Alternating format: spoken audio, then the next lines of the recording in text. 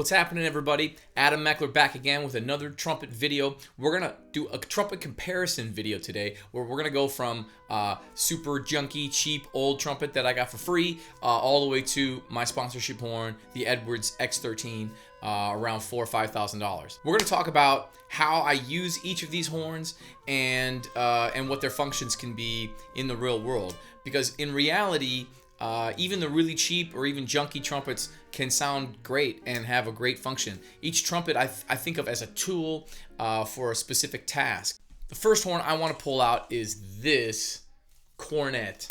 This was my buddy's Cornet in middle school. He's a drummer now, professional drummer. He owns a studio in Minneapolis. Really wonderful dude and player. Boy, I don't even know what kind of horn this is.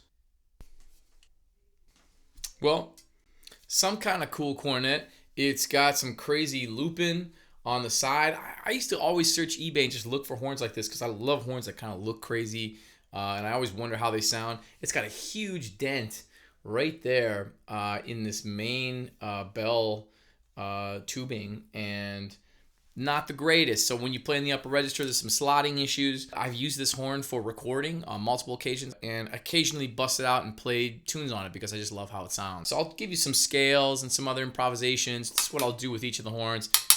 It's missing a felt, so you can really hear that click.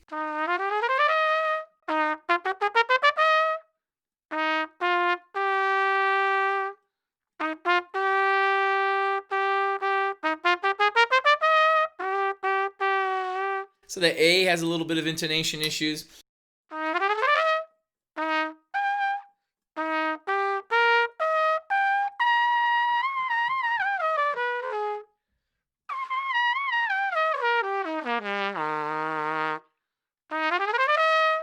So not really the kind of horn that I would take out and play if I needed to sound really accurate. There's some real bad slotting issues in the upper register.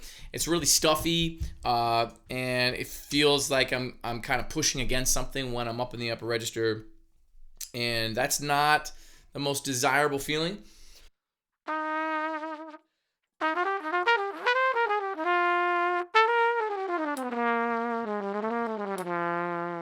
But it has a really cool sound down low when I'm improvising or in the mid registers. So if I were going to play a tune like Do You Know What It Means to Miss New Orleans?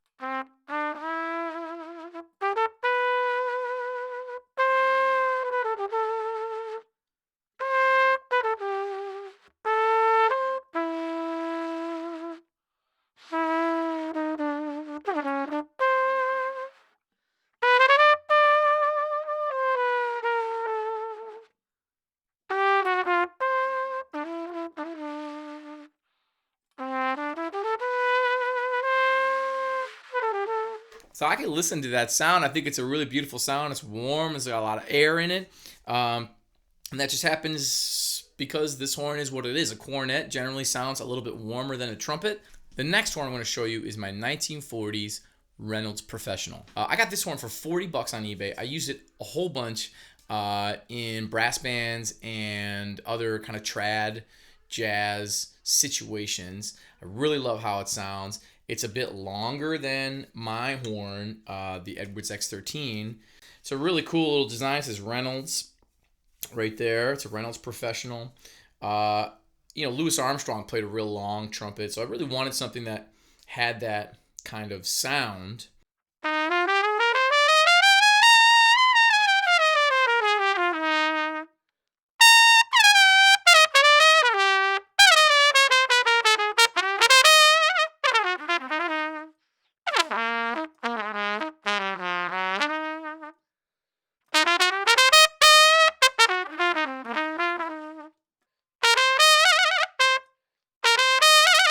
So I'm already just right away, I'm playing things on the horn that I wouldn't play on that other cornet. I'm just playing things I wouldn't even try. I wouldn't even attempt to do a bunch of like lip trills or shakes.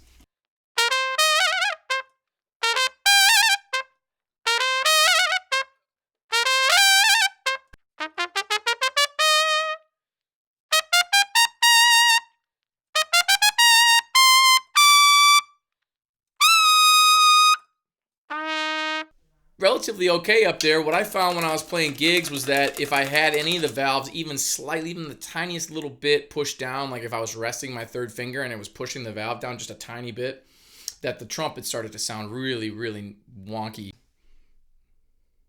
Let's play Do You Know What It Means to Miss New Orleans.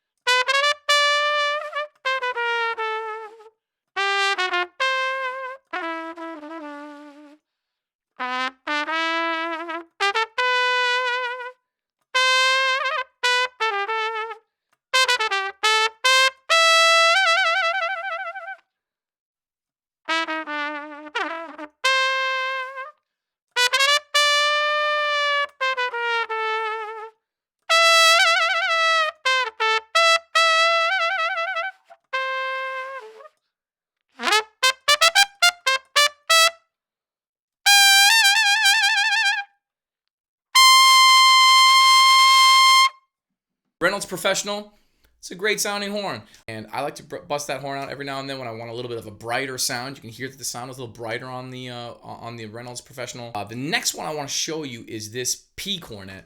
The PCornet, and actually my dog chewed both of the mouthpieces from this horn. My kids are 3 and 5, and they really love this horn. They carry it around. They drop it sometimes.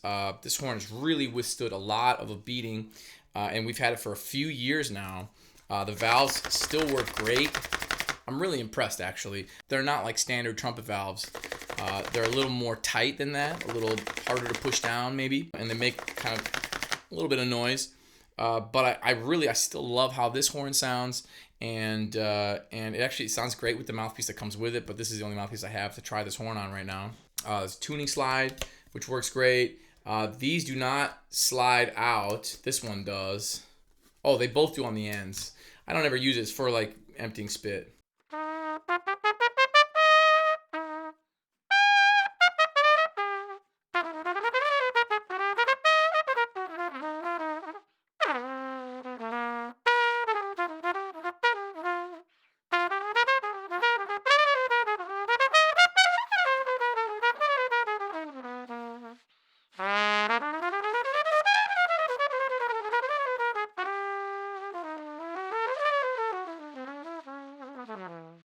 So it's a really cool sound. I like playing this horn. I've used it a bunch to record music, and I use it as like a different texture. So when I'm recording multiple trumpet parts, I like to use different trumpets. So I'll use my Reynolds Professional.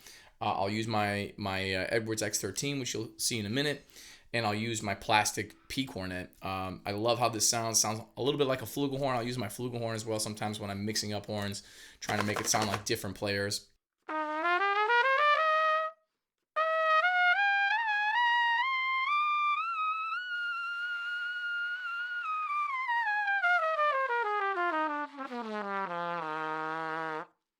So, you know, it doesn't sound amazing way up there. I probably wouldn't play a bunch of screaming high notes on this, but really kind of reserve that for my other horn.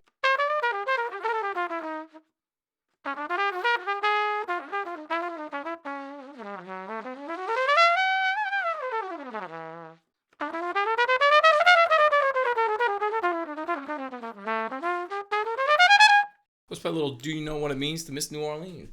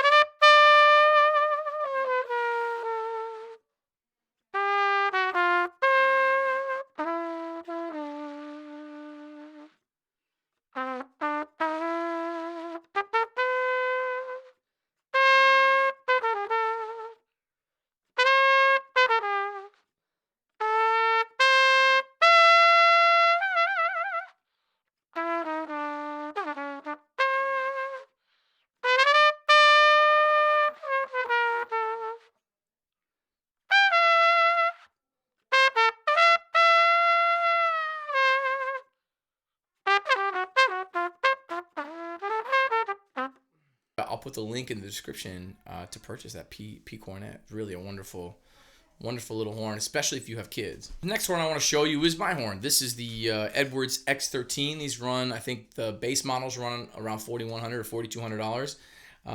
And can go upwards of that if you're going to customize. I customized mine a little bit in the shop. Edwards asked me to be a performing artist and clinician for them.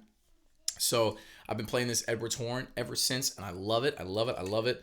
It's a little bit shorter than standard trumpets because due to the piping and how they kind of handled the piping.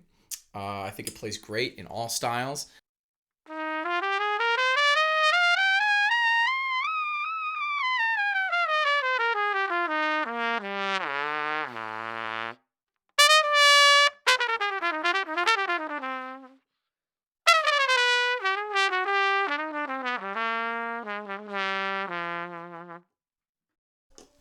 You can hear that has a bit of a warmer sound. I'm using my bigger mouthpiece right now. I'll switch to my smaller mouthpiece to kind of give you an example of what might be some lead trumpet-esque kind of stuff.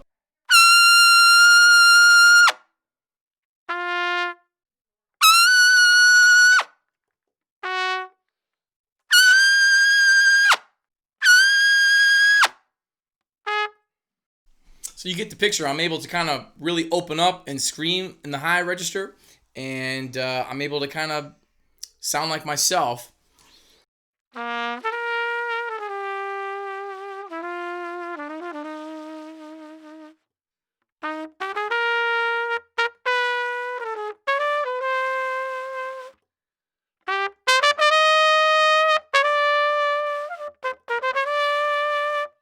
I'm able to sound like myself when I play small group jazz as well. So that's what I wanted. I wanted a horn that was really versatile, that kind of take me a lot of different places. But then I also have all these other tools in my shed, and I use them in different scenarios. Don't lose your mind over buying something that's super expensive. Unless you're pro and you want to really hone in on all the little idiosyncrasies, obviously you're going to have better valve work with these kinds of horns.